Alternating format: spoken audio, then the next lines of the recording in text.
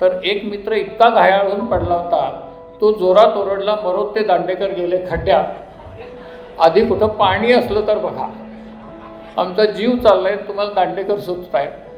हे त्यांनी ऐकलं, वाट दाखवली. ते सुवेळेच्या खाली एक चोरदिंडी आहे, तिथे आम्ही जाऊन पोचल्यानंतर ते पद्मावती माचीवरून आमच्याकरता जे मिळेल ते भांडं घेऊन त्यांच्या तिथनं पाणी घेऊन आले होते. ते पाणी पिणी पिऊन जरा बोलण्याच्या स्थितीत आम्ही आलो, ताजेतवाने थोडेफार झालो. त्यानंतर ते म्हणाले, कोण रे तो मला मारून खड्ड्यात घालणारा? दगडधोंडे, गडाचे दगडधोंडे बोलतात कसे, हे आम्हाला साक्षात्कार त्या क्षणी तिथं त्या राजगडावरती आप्पांनी घडवला. बाबूला बोलवलं मी, आणि ते कसं माच होतं तिथे माळावरती, त्या माचाच्या खाली गोंगडा अंथरण, तिथे चल म्हणाले. आणि तिथे गेल्यानंतर त्यांनी आतल्या खिशातनं 30,000च्या नोटा काढल्या आप्पांनी, आणि त्या बाबूच्या स्वाधीन केल्या की तुझ्या गुरांसाठी, तुझ्यासाठी हे नाही. आणि ते 30,000 त्या काळातले एकट्याने घेऊन जाण्याऐवजी त्यांना कोणीतरी सोबत हवी होती, ती सोबत त्यांनी माझी निवडली होती. गडावरच्या माणसांसाठी जीव टाकणं काय असतं ते हे असतं. महाराष्ट्रातले किल्ले ही धारातीर्थ आहेत, ही मौजमजेची ठिकाणं नाही. अनामवीरा कुठे जाहला तुझा जीवनांत, स्तंभ तिथे ना कुणी बांधला, पेटली न वात. धगधगता समराच्या ज्वाला या देशाकाशी, जळावयास्तव संसारातून उठून या काशी. तर ते लोक त्यांच्या भरल्या संसारातून उठून गेले, म्हणून आज आपण स्वातंत्र्यात आहोत, आज आपण या स्थितीत आहोत, याचं स्मरण ठेवा.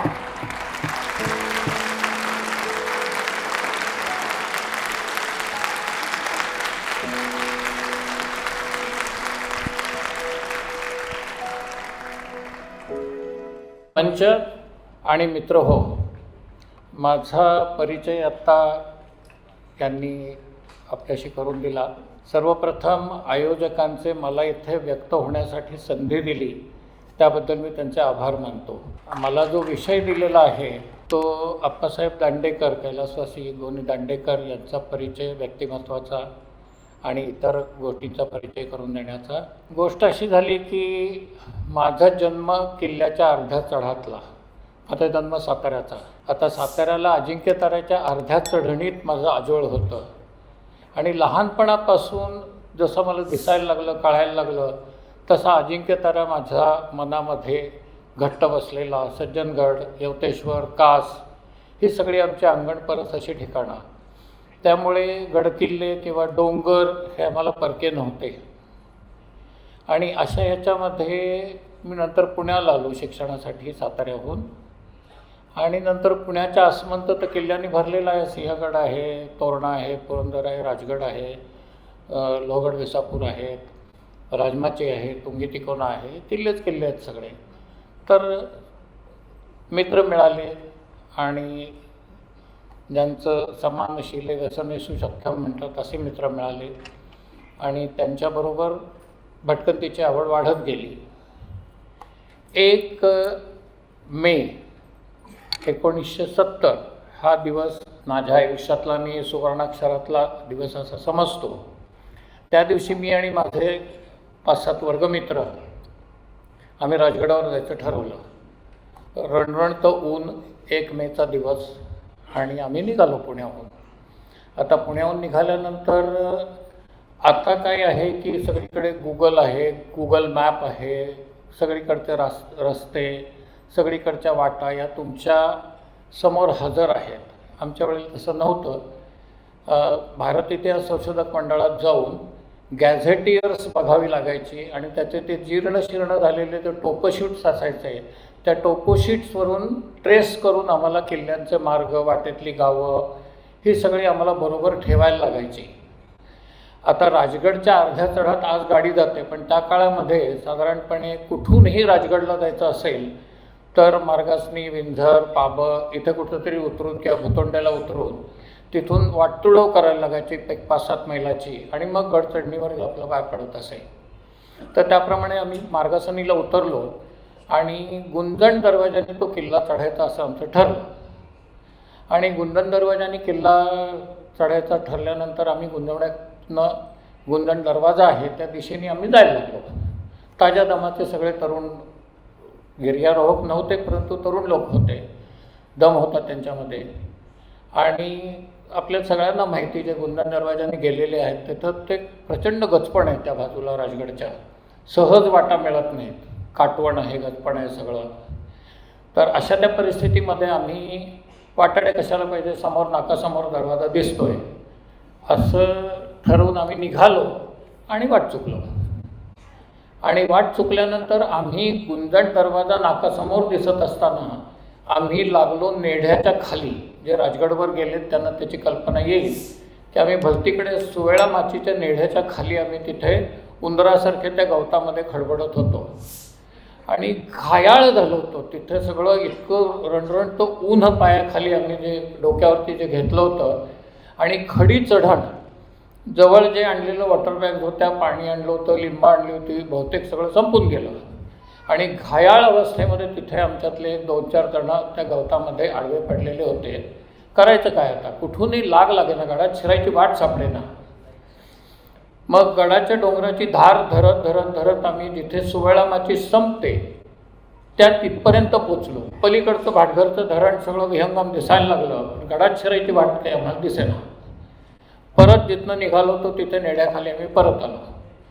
नेढ्याखाली परत आल्यानंतर आता करायचं काय, खाली उतरून जायचं का कुठं आणखी काही प्रयत्न करायचा. आणि आमच्यातल्या एका मुलाला वरती एक पांढरी टोपी आणि काठी अशी घेतलेली एक व्यक्ती तिथनं काठीनं वाट दाखवते असं दिसलं. म्हटलं हे गोनी दांडेकर दिसत आहेत. त्यांचं व्यक्तिमत्व तसं वाचनातनं फोटोतनं परिचयाचं होतं, पण प्रत्यक्ष परिचय नव्हता.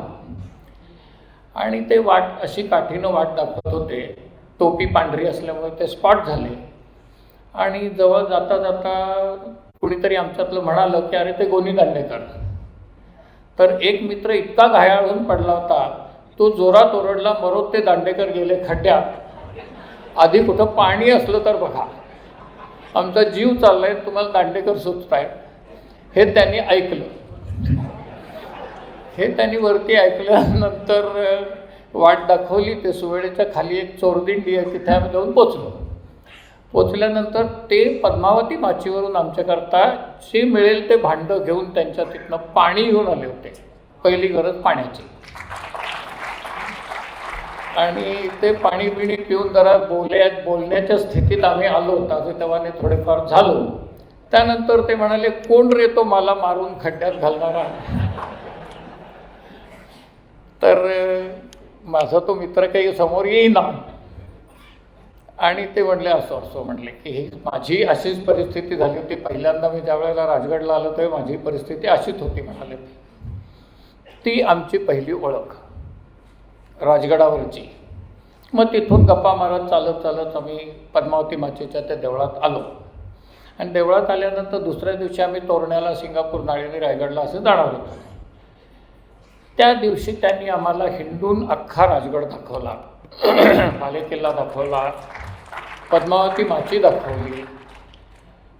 दगडधोंडे, गडाचे दगडधोंडे बोलतात कसे हे आम्हाला साक्षात्कार त्या क्षणी तिथं त्या राजगडावरती आप्पांनी घडवला. आणि राजगडाबद्दल मुरुंब देवाचा डोंगर, शिवाजी महाराजांनी तो तोरण्यावरून हेरला, मग तोरण्यावरून हेरून त्याचं बांधकाम सुरू झालं वगैरे वगैरे सगळे त्याचे इतिहास आणि भूगोल त्याचा सांगितला.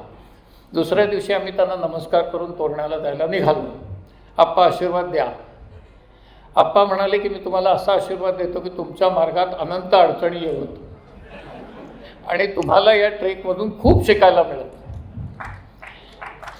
तर त्यांचा तो आशीर्वाद काही अंशी खरा झाला.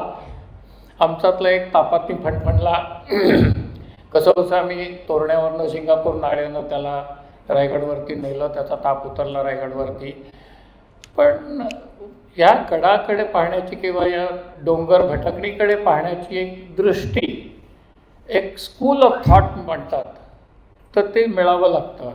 आम्हाला स्कूल ऑफ थॉट कसलं, युनिव्हर्सिटी ऑफ थॉट मिळाली तिथे सुरुवातीला. त्यानंतर या ना त्या कारणाने आपणच्याकडे येणं जाणं झालं, सुरू झालं. आम्हाला त्यांची पहिल्यांदा एक आदरयुक्त भीती होती, ती अजूनही आहे, पण त्या काळात ती अधिक जास्त होती. आणि आपण आम्ही लंबीचोडी पत्र लिहायचो, अमुक आहे तमुक आहे, मी या दिवशी घेऊ का, तुम्ही तिथे आहात का, अमुक तमुक तमुक. तत्क्षणी मला दुसऱ्या दिवशी त्यांचं उत्तर आलं, 3 शब्द, या, लिहा, आहे, गोनीदांडेकर. बाकीचं बाराभरती काही नाही. आणि त्यानंतर त्यांच्याकडे गेलो, काय प्रयोजन, ते अहोजाव म्हणायचे त्यावेळेला, काय प्रयोजन काढलं. म्हटलं असे असे किल्ल्यांच्या वाटा, तुम्ही कसं किल्ले पाहता, कसं कसं आम्ही करावं, तुमचा गायडन्स काय, आम्हाला तुमचं मार्गदर्शन काय. ती संध्याकाळ त्यांच्याबरोबर जी काढली ती अजूनही मला आयुष्यभरात अजूनही ती ताजी आठवते. आप्पा म्हणाले, तुम्ही गडांवर जाता, तटबुरुज बघता, त्यात काही म्हणजे पाहण्यासारखं जे असेल तर तुम्ही बघताच. या गोष्टी करा म्हणाले. ज्या किल्ल्यावर जाता त्या किल्ल्याबद्दल तुम्ही आधी वाचून जा. आता वाचून जा म्हणजे काय करून जा, तर त्याचा अभ्यास करा. त्याचं भौगोलिक स्थान काय आहे, त्याचं काही विशेष आहे का, म्हणजे कर्नाळ्याचा बुधला, हरिश्चंद्रगडाचा कोकणकडा, त्यानंतर राजमाचीचे 2 बालेकिल्ले वगैरे वगैरे, असं काही वैशिष्ट्य आहे का, हे तुम्हाला माहिती असलं पाहिजे. त्या किल्ल्याचं इतिहासातलं स्थान, भूगोलातलं स्थान, हेही तुम्हाला माहिती असलं पाहिजे. आता हे जर तुम्ही वाचून गेलात तर ते पायपीट होणार नाही, तर ते डोळस असं दूरदर्शन होईल, असं त्यांनी आम्हाला तिथे सांगितलं. आणि त्यानंतर सगळ्यात महत्त्वाचा मुद्दा असा की त्या किल्ल्याच्या चढणीवर जेव्हा तुम्ही पाय ठेवता, पाय ठेवण्यापूर्वी त्या किल्ल्याबद्दल आदर व्यक्त करा, त्या वाटेबद्दल आदर व्यक्त करा. महाराष्ट्रातले किल्ले ही धारातीर्थ आहेत, ही मौजमजेची ठिकाणं नाहीत. आता या धारातीर्थांवरती अनेक वीरांनी अंतिम शयन केलेलं आहे. आपण नाशिकचे आहात, नाशिककर आहात, बरेचसे इथले नाशिककर आहेत. तुम्हाला उधार उसनवार काव्य घेण्याची गरज नाही. ज्ञानपीठावर आसनस्थ झालेले कवी कुसुमाग्रज हे म्हणतात, अनामवीरा कुठे जाहला तुझा जीवनांत, स्तंभ तिथे ना कुणी बांधला पेटली न वात, धगधगता समराच्या ज्वाला या देशाकाशी, जळावयास्तव संसारातून उठून या दाशी. तर ते लोक त्यांच्या भरल्या संसारातून उठून गेले, म्हणून आज आपण स्वातंत्र्यात आहोत, आज आपण या स्थितीत आहोत. याचं स्मरण ठेवा. त्या प्रत्येक वाटेतल्या चिऱ्यांवरती त्या योद्ध्यांचं अंतिम शयन झालेलं आहे, याची आठवण ठेवा. नंतर तुम्ही अनेक ऋतूचं काही बंधन नाही तुमच्या गडभटकणीला. पावसाळ्यात जाता, फुलं फुललेली असतात सगळीकडे, बिराण्या देशाच्या राजासारखे तुम्ही त्या गालीच्यावरती जात असता. तुमच्यासाठी निसर्गाने तो मांडून ठेवलेला गालीचा असतो. आता तिथं जी फुलं फुलतात, आता ती फुलं फुलतात तर ती कशा दृष्टीनं पहा, ती स्वच्छंद स्वातंत्र्यात जन्मलेली फुलं आहेत. एकदा असेच आम्ही राजगडवर गेलो होतो आणि ती फुलं फुलताना म्हणाले, रवी की अरे इथे ह्या फुलांचे जे रंग आहेत, तुला एक रंग यात दिसतो का? तर म्हटलं, आप्पा कुठला? ते म्हटले, गालावरच्या कुसुमी किंवा कुसुमांच्या गाली, स्वतंत्रते भगवती तूच ती विलसत असे लाली. नाशिकचेच. तर ह्या भावना तुम्ही तुमचे किल्ले पाहत असताना तुमच्या मनात ठेवा. असं ते आदरेखून सांगत असत, ते स्वतः हे आचरत असत. आता त्यांचे लाडके किल्ले 3, राजगड, रायगड आणि राजमाची. अनेकदा त्या किल्ल्यांवरती त्यांच्या यात्रा व्हायच्या. लोक विचारायचे, कशाला जाता आपण तुम्ही तिकडे? तर ते म्हणायचे, अरे ते तिथे आहेत म्हणून मी जातो, दुसरं कारण मला लागत नाही. आता जाता जाता जाता जाता त्यांच्याबरोबर अनेक ठिकाणी दुर्गयात्रा करण्याची मला संधी मिळाली. माझा त्यांच्याकडे जाण्याचा एकमेव हेतू असा होता, म्हणजे ते तर दुर्ग महर्षी होते, हा तर होताच, वास्तव जीवनातल्या घटना साहित्य रूपाने कशा त्या प्रसवतात, कशा बाहेर येतात हे पाहणं, हे माझं त्यांच्याजवळ जाण्यातलं आणखीन एक माझं हे होतं. आणि ते मला त्यांच्याबरोबर मला पुरेपूर ते अनुभवायला बघायला मिळालं. त्यांच्या कादंबऱ्यातले कितीतरी प्रसंग हे आमच्या दोघांच्या प्रवासात घडलेले आहेत. रानभुलीसारखी कादंबरी, वाघरूसारखी कादंबरी ही आमच्या दोघांच्या हिंडण्यामध्ये ती प्रसवलेली कादंबरी आहे. आता तुम्ही नुसतेच किल्ल्यांवर जाता का, तर नुसतेच किल्ल्यांवरती तिथली जी माणसं असतात, तिथले जे रहिवासी आहेत ते त्यांचे आप्तस्वकीय होते. म्हणजे राजगडवरचा बाबूदा भेकोले असू दे, राजमाचीवरचा खंडू उमरे असू दे, त्यानंतर रायगडवरचे साऊ धनगरी नसेल किंवा बाकीचे ते लोक असतील. आता यांच्यासाठी यांनी काय करावं, जे वयाने थोडेसे जास्त आहेत त्यांना कल्पना असेल की 1965 ते 1972 या 7 वर्षांमध्ये भारतामध्ये प्रचंड दुष्काळ पडलेला होता. आणि अमेरिकेहून PL-480 नावाच्या एक कराराने रेशनचं धान्य मिळायचं. पाऊस पडला नाही या 5-6 वर्षामध्ये, आणि 72लाही तो पडला नाही. आणि 72ला तुम्ही जर कोणी ट्रेकिंग करणारे माझे ते मित्र माझ्याबरोबरचे आहेत इथे, तर म्हणजे सगळ्यांच्या वावड्या जशा दिशा उडालेल्या होत्या. हाडकं निघालेली गुरं कत्तलखान्याकडे चाललेले, गुरांचे साप म्हणजे थवेच्या थवे असे ते दिसायचे आम्हाला. आणि प्रवासाला जाताना येताना आप्पा म्हणायचे की अरे ही गुरं चालली, आजची गुरं तर चालली, पण काही जर उद्या जगवायचे असतील तर यांच्यासाठी काहीतरी केलं पाहिजे. आता मराठी लेखनावर जगणारा सर्वसामान्य लेखनावर जगणारा, दुसरा कुठलाही व्यवसाय त्यांनी केला नाही, नोकरी केली नाही, धंदा केला नाही, काही केला नाही. त्या काळात जे मिळत होते त्यातलं पैपसा ते ह्या दुष्काळात सापडलेल्या, म्हणजे बियाण्यांची धान्यही खाऊन झाली होती लोकांची, आणि त्या लोकांच्या गुरांसाठी म्हणून त्या काळामध्ये 25,000 50,000 पदरमोड करून ते देण्यासाठी राजमाचीवर, राजगडावरती मी त्यांच्याबरोबर गेलो. राजमाचीवरती ज्यावेळेला जात होतो तर 73 साली पाऊस आला. तर पाऊस आल्यानंतर तो एकदम प्रचंड रीतीनं तो असा म्हणजे कोसळायला लागला पाऊस. आणि जूनमध्ये मी आणि ते आणखीन एक मित्र आम्ही राजमाचीकडे जात होतो.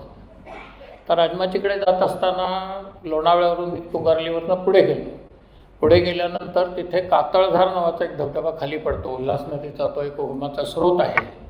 तर त्या कातळधारचे 2 ओढे आहेत. त्यातला पहिला कसाबसा आम्ही ओलांडला आणि दुसरा आमच्या छाती एवढ्या पाण्यातनं आम्ही पुढे गेलो. आता ते ओढे ओलांडून पुढे गेल्यानंतर कुंडेश्वर किंवा तिकडनं ओढेवाडीकडनं येणारे जे दूधवाले होते ते आम्हाला येताना दिसले. आणि येताना ते दूधवाले म्हणले की तुम्ही कुठं चाललाय? तर म्हणलं आम्ही ओढेवाडीला चाललो, खंडबाकडे चाललो. काय वेळ काढली चोरून, काय पाऊस, हा तुम्ही कसे जाणार आणि परत कसे जाणार?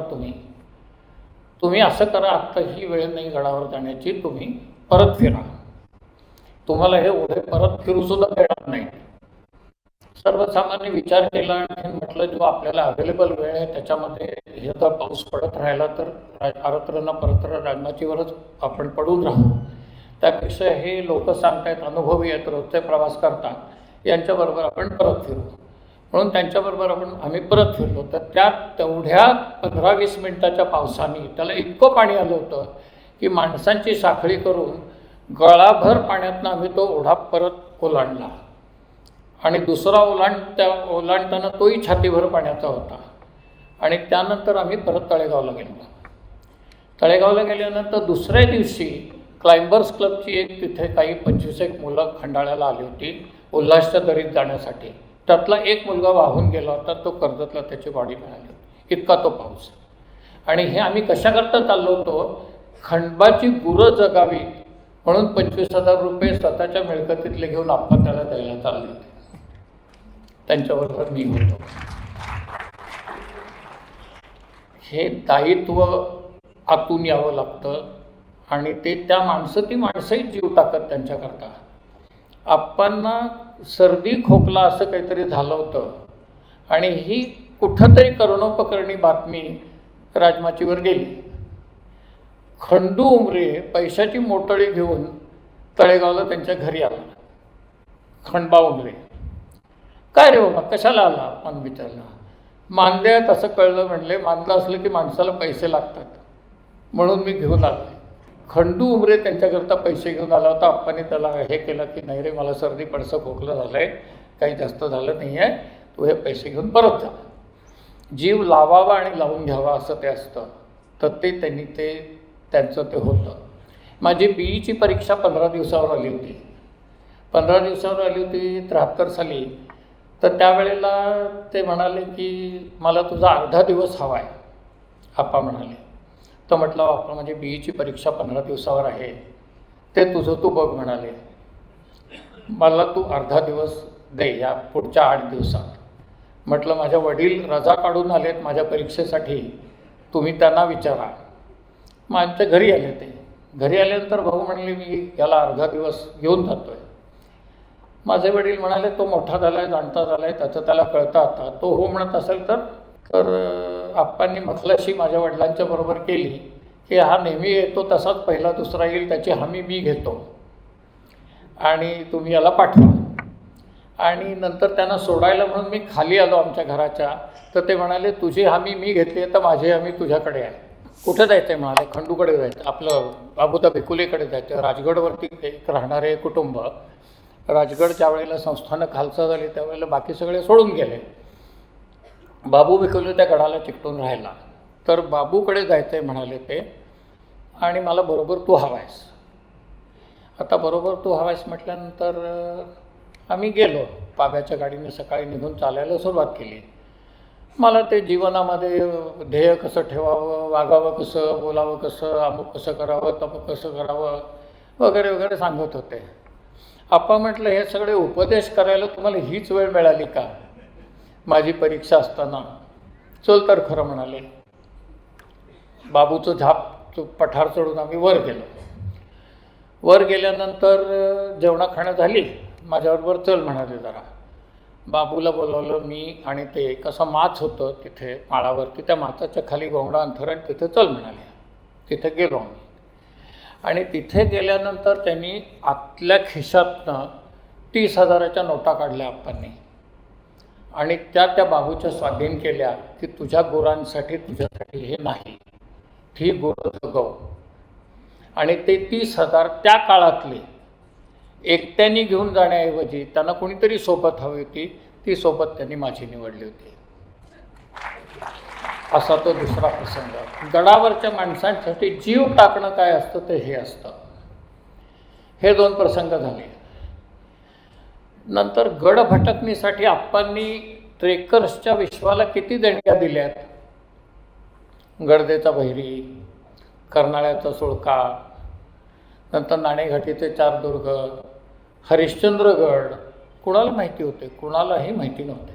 कुणीही ट्रेकिंग करत नव्हतं त्या काळामध्ये, कुणालाही हे माहिती नव्हतं.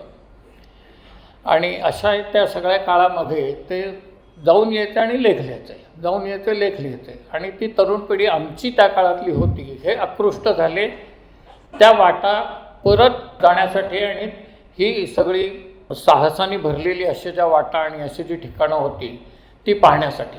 त्यानंतर 1974 साली शिवाजी महाराजांच्या राज्याभिषेकाला 300 वर्ष पूर्ण झाली. तर ती 300 वर्ष पूर्ण झाली त्यावेळेला शासनाने एक समिती नेमली. त्याच्यात बाबासाहेब होते, आप्पा होते, बरीच आणखी काही माणसं होती. तर त्या मीटिंगमध्ये आप्पा म्हणाले की तुम्ही रायगडासाठी काही करताय, राजगडासाठी तुम्ही काय करणार. वसंतदादा पाटील त्यावेळेला मुख्यमंत्री होते. ते म्हणले राजगड हा कुठनं काढलात तुम्ही, राजगड कुठं आहे म्हणले, हा कशासाठी प्रसिद्ध आहे. तर आप्पांनी त्या समितीला तिथे एक असं राजगडबद्दल त्यांनी एक भाष्य केलं तिथे. आणि राजगड शासनाला माहिती झाला त्या समितीमध्ये किंवा त्या समितीनंतर. मग ते म्हणाले कुठं आहे हा राजगड. ते म्हणाले पुण्याच्या तिथं आहे. तर म्हणे आम्हाला दाखवाल का. तर महाराष्ट्र राज्याचे 4 डायरेक्टर, राम गबाले होते, पोगो साळवी होते, आणखीन तिथे काही लोक होते. त्यांना घेऊन आम्ही राजगडवर गेलो. आणि ते इतके मोहित झाले त्या राजगडावरती की ते म्हणाले नाही नाही हे केलंच पाहिजे, नाही शासनाचं आद्य कर्तव्य आहे. त्या काळात त्यांनी राजगडावरती 4 लाख रुपये मंजूर केले होते 74 साली. आता त्यानंतर रायगडवरती तो सोहळा होणार होता. आता रायगडावरती व्यवस्था सगळी तिथे काहीच नव्हतं, रायगडावर काहीच मिळत नाही. तर ही व्यवस्था पाहण्यासाठी डिफेन्स, कारण संरक्षण मंत्री येणार होते, महाराष्ट्राचे मुख्यमंत्री येणार होते, असं सगळा तो सरकारी लवाजमा येणार असल्यामुळे तर ते डिफेन्स मिनिस्ट्री म्हणाली आम्ही व्यवस्था करतो. तर एक मेजर आणि त्याच्या हाताखाली 50 जवान असे त्या किल्ल्यावरती येऊन राहणार होते आणि ती व्यवस्था ते करणार होते. आता त्याच्यानंतर हे बरोबर होते की नाही हे पाहण्यासाठी शासनाने आप्पांना सांगितलं, आप्पा तुम्ही सांभाळा. आता तुम्ही सांभाळा म्हटल्यानंतर हे सांगणं सोपं, करणं अवघड, अनुभवणं त्याहून अवघड. तर ते मे महिन्यामध्ये 6 जूनचा तो उत्सव, तर मेच्या सुरुवातीला आप्पा रायगडवर देऊन तिथं त्यांनी एक झोपडं बांधलं. त्यांनी 2 अटी घातल्या शासनाला की ह्याचा मेहनताना मी काही घेणार नाही, मला एक ड्रायव्हर आणि एक जीप माझ्या दिमतीला पाचाडला ठेवा आणि या बाबतीत जो माझा शब्द असेल तो शेवटचा असेल, त्या पलीकडे शासन काही करणार नाही किंवा बोलणार नाही. शासनाने मान्य केलं, बाबा तुम्ही बघताय, तुम्ही बघा सगळं, आम्ही काय तुमच्या ह्याच्यात पडत नाही.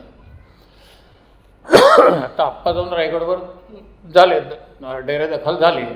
घरातल्यांना काळजी, वेळेवर खात आहेत की नाही, वेळेवर औषध घेत आहेत की नाही. निराताई माझ्याकडे, मला बोलावलं बायकोने त्यांच्या निराताईंनी, आणि त्या म्हणाल्या रवी असं असं आहे, मला प्रचंड दिवस रात्र त्यांची काळजी वाटते की यांचं तर तिथे एकट्याने कसं होणार.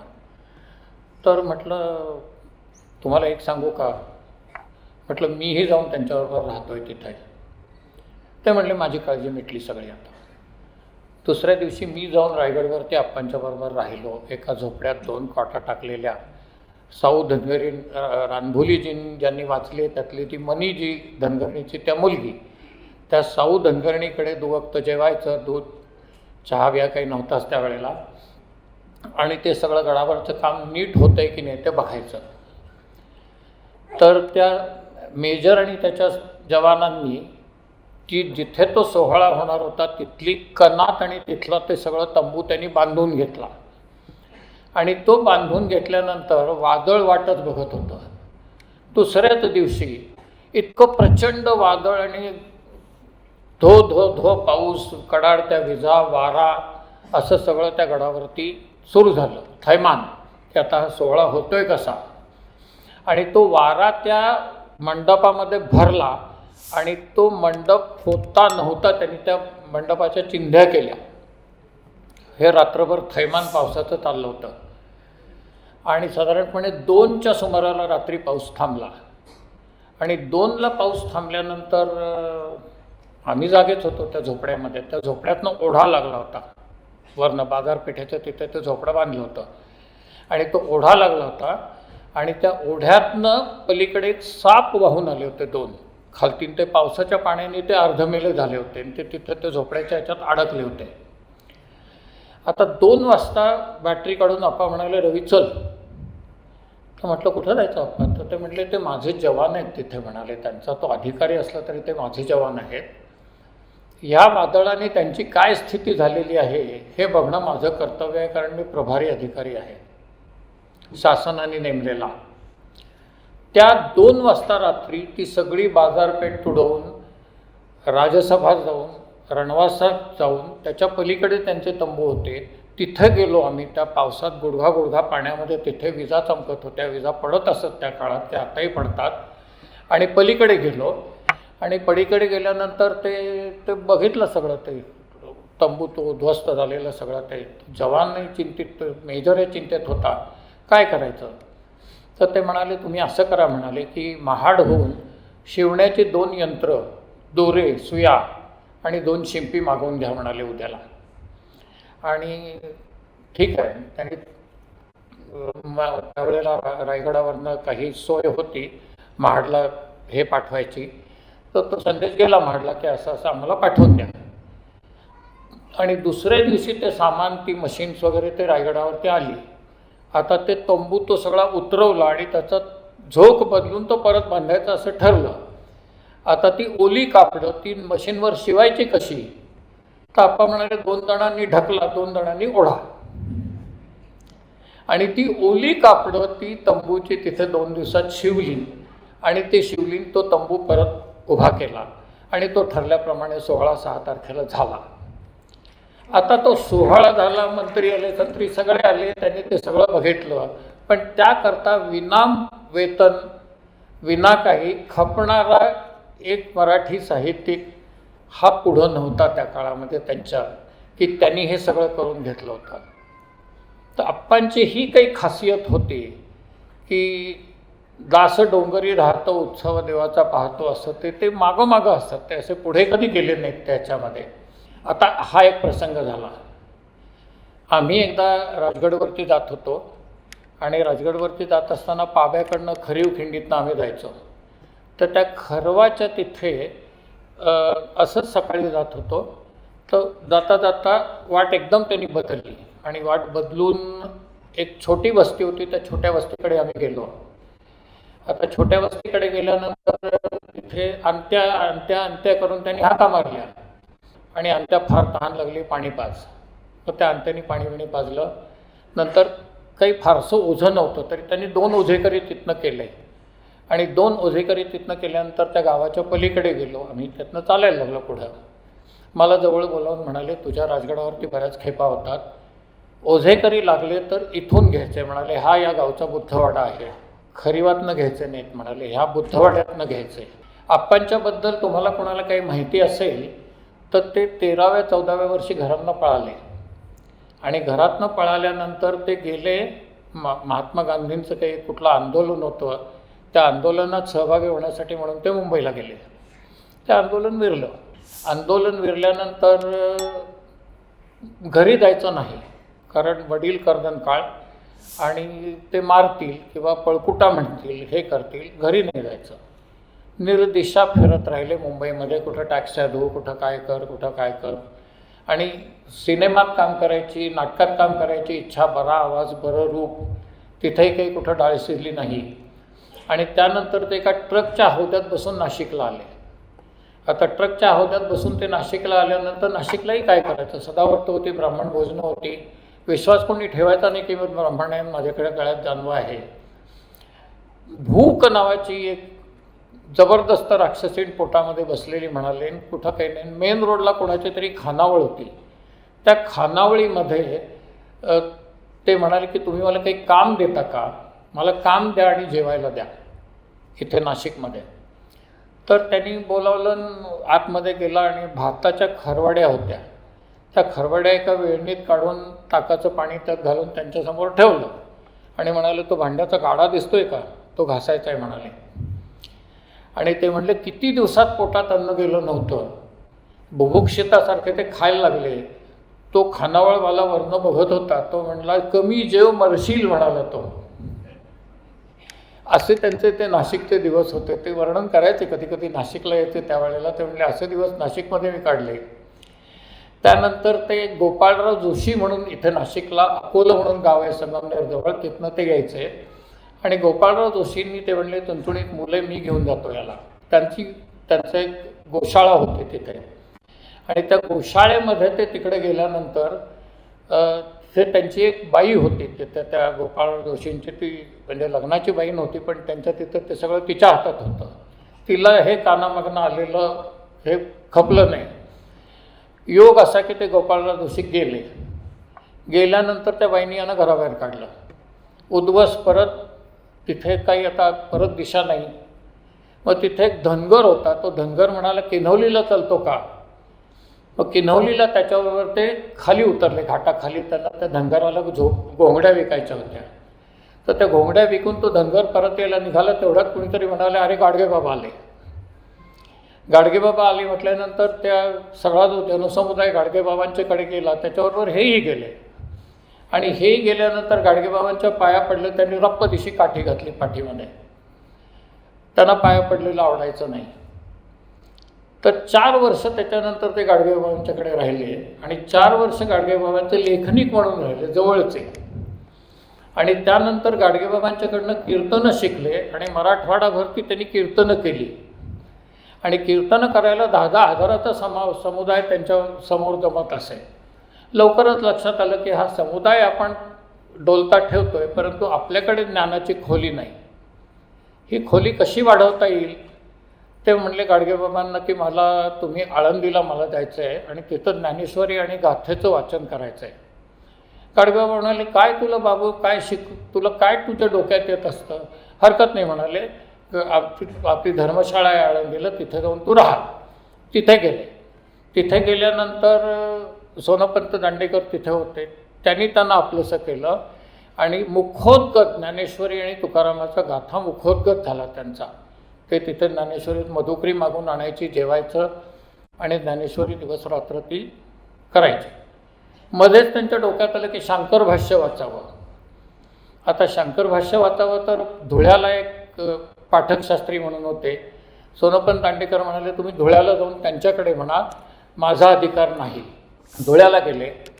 ते शांकर भाष्य शिकताना पाठकशास्त्री म्हणाले तुझी मनाची जात ज्ञानेश्वरी वाचण्याची आहे, शंकर भाष्याची नाही. तू परत जा आळंदीला. आणि ते तिथून ते म्हणाले जाण्यापूर्वी एक गोष्ट कर आणि नर्मदा परिक्रमा कर. तर नर्मदा परिक्रमा करत असताना कशासाठी करायची तर चित्तशुद्ध्यर्थ असा त्यांनी संकल्प करून ती प्रदक्षिणा करायला लागले. आणि ती अर्धवट प्रदक्षिणा त्यात ते आजारी पडले. परत धुळ्याला आले. त्यानंतर ते संघात गेले आणि माळव्याचे प्रचारक म्हणून तिथे ते वावरले. आणि माळव्याचा प्रचार केल्यानंतर ते परत आजारी पडले आणि गुरुजींच्याकडे त्यांना नेलं. गुरुजी म्हणले झाली एवढी राष्ट्रसेवा पुरी झाली, आता घरी जा म्हणाले. घरी आले. ते म्हणले वाण्याकडच्या पुड्या बांधायला सुद्धा मला कोणी ठेवलं नसतं. शिक्षण नाही, 7वीमध्ये शाळा सोडलेली. पण जो समाज बघितला, तळागाळापर्यंत जाऊन जो समाज बघितला, तो अनुभव, रसरसलेला अनुभव त्यातनं भोगून घेतलेला हा मनामध्ये होता. मनातला योग जागा होता म्हणून भरकटत गेले नाहीत. आणि त्यानंतर सगळं दुःख बघितलेलं, सगळे अंधारे कवडसे, अंधारे म्हणजे त्याला कोपरे म्हणतात जीवनाचे, ते बघितलेले. आणि त्यानंतर ते म्हणाले करायचं काय, कुठं हिंदीचं शिक्षक म्हणून शाळेमध्ये कुठं काही डाळसे देना. पण गुडघ्याला गेले ते त्यांच्या गावी कोकणामध्ये. आणि कोकणात गेल्यानंतर जात होते तर तिथे बंदरपट्टीवर खाली बसले होते आणि एक 13-14 वर्षाची मुलगी त्यांच्यासमोर आली. आणि ते म्हणाले तिचे डोळे, तिचं ते सगळं, ते तिचं बोलण्याची पद्धत ती सगळी बघितली. ते म्हणले माझ्या भावविश्वात ती शिरली. लग्न झालेलं होतं. ती मुलगी भावविश्वात शिरली. आता ती शिरल्यानंतर गुडघ्याला गेले, काय काम होतं ते केलं, परत आले. आणि बंदरपट्टीवरती विचारलं की ती अरे ती कालची मुलगी कुठं आहे. तर त्यांनी सांगितलं की अरे तिनं काल जीव दिला, पेरीत उडी मारून जीव दिला. एका ब्राह्मणाच्या मुलावर तिचं प्रेम होतं, आपण त्याच्यामध्ये यायला नको म्हणून तिनं ते संपन्न होणार नाही, ते प्रेम सफळ होणार नाही, तिला पटलं, तिनं तो जीव दिला. आणि तिचं ते भावविश्वात ती मुलगी शिरल्यानंतर तिच्यावरती ते दिवस रात्र विचार करायला लागले. आणि विचार करायला लागल्यानंतर एक 100 पानी लिहून झालं, दुसरी 100 पानी लिहून झाली. आणि त्यानंतर श्रीना पेंडसे त्यांना भेटल्यानंतर त्यांना ते दाखवलं. आणि श्रीना पेंडसे त्यांना भेटल्यानंतर ते दाखवल्यानंतर ते म्हणले की हे माझ्याकडे दे तू, आणि मी याच्यावर एडिटोरियल संपादकीय संस्कार करतो आणि पुढे काय करायचं ते मी बघतो. तर ते श्रीना पेंडशांनी श्रीपू भागवतांना दाखवलं आणि ती त्यांची पहिली कादंबरी सत्यकथेत क्रमशः प्रसिद्ध झाली. आणि ती कादंबरी म्हणजे शितू, आणि ती शितू राज्य पुरस्कार घेऊन गेली. आप्पांची पहिली कादंबरी. त्याच्यावर नाटक लिहिलं गेलं, विजया मेहतांनी त्याच्यात काम केलं. आणि तिथून ते म्हणाले मला असा साक्षात्कार झाला की मी लिहिलेलं लोक वाचतात. त्यानंतर ते म्हणाले मी कधी मागं बघितलं नाही. 7वी पास मुलाला पुण्याचे युनिव्हर्सिटीचे उपकुलगुरू घरी येऊन डिलीट कॉन्फर करून जातात. आणि 100 पुस्तकं, त्यातल्या अनेक पुस्तकांवरती चित्रपट निघाले, नाटकं निघाली, रॅपिड रीडर म्हणून ती पुस्तकं युनिव्हर्सिटीमध्ये लागली. असं ते व्यक्तिमत्व होतं. एकदा असेच आम्ही रायगडवर गेलो होतो आणि रायगडवरती गेल्यानंतर मला म्हणाले जरा चला माझ्याबरोबर. तर माझ्याबरोबर चला म्हटल्यानंतर आम्ही चाललो त्यांच्या मागोमाग. त्यांच्या मागोमाग जात असताना ते म्हणले सिंहासन चौथऱ्यापाशी चला म्हणले. आम्ही गेलो. तिथे गेल्यानंतर म्हणाले की खात्या पित्या भल्या घरची मुलं आहात तुम्ही, जीवनामध्ये अनेक उंच जागी तुम्ही जाणार आहात, सिंहासनावर हात ठेवा आणि माझ्याबरोबर प्रतिज्ञा करा म्हणाले. तर म्हटलं ठेवले हात. प्रतिज्ञा काय करायची? तर ते म्हणाले की तुम्ही ज्या जीवनामध्ये जगाल वैयक्तिक किंवा सार्वजनिक, असं काहीही तुमच्या हातून होऊ नये की परत रायगडवरती आल्यानंतर, या सिंहासनासमोर आल्यानंतर तुमची मान लाजेने खाली जाईल. असं तुमच्याकडून काही होणार नाही अशी प्रतिज्ञा करा म्हणून मी ती केली. मान्यवरती असतात, भावनिक करार असतात. हे त्या खरीवच्या बुद्धवाड्यातनं सुरू झालेल्या या वाटा रायगडच्या सिंहासनावर, त्याच्या आसपास अधिक उंच जागी निघून जातात. त्या वाटांवर चालायचं भाग्य त्यांच्या संगतीत मला मिळालं. मी दिल्लीला होतो, अनेक जबाबदारीच्या शासकीय पदांवर मी होतो. 10,000 कोटींचा व्यवहार मी वर्षाला करत असे. माझ्या हातामध्ये ती ताकद जेव्हा होती तेव्हा मी 80,000 कोटीचा व्यवहार केला. रायगडवरती आजही मी ताठमानेनं जातो आणि जात राहील. नमस्कार.